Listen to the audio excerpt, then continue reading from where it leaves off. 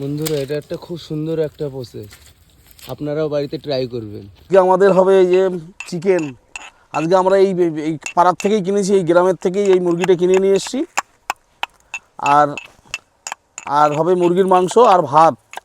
আজকে এখানেই খাওয়া দাওয়া হবে এই খালের পাড়ে।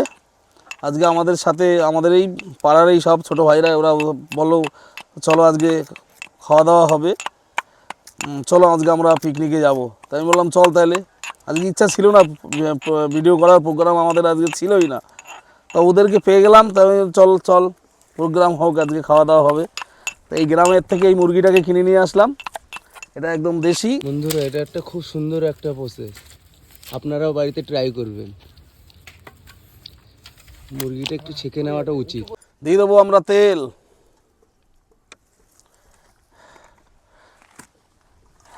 এই জায়গায় মাংসটা এই যে পুরো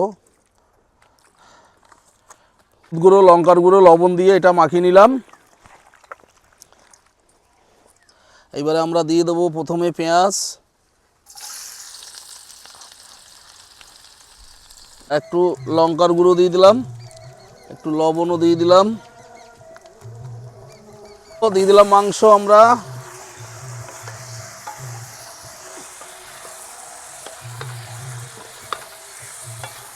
ও হওয়া দেশি মুরগি।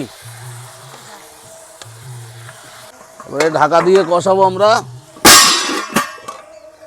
Ready ready. আহ আহ কি সুন্দর খেতে। কে তোরে আগে দি? হ্যাঁ দাদা, নিয়ে নে ভাত, নিয়ে নে, নিয়ে নে হাত দিয়ে নিয়ে নে। ও দাদা কি গরম, বাবা নে। গরম আনা দাদা, গরম গরম। দাঁড়া।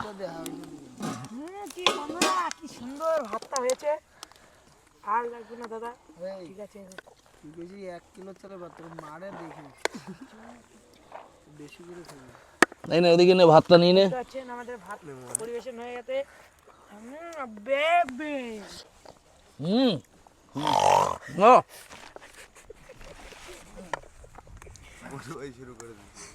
লেগ পিসটাও দে।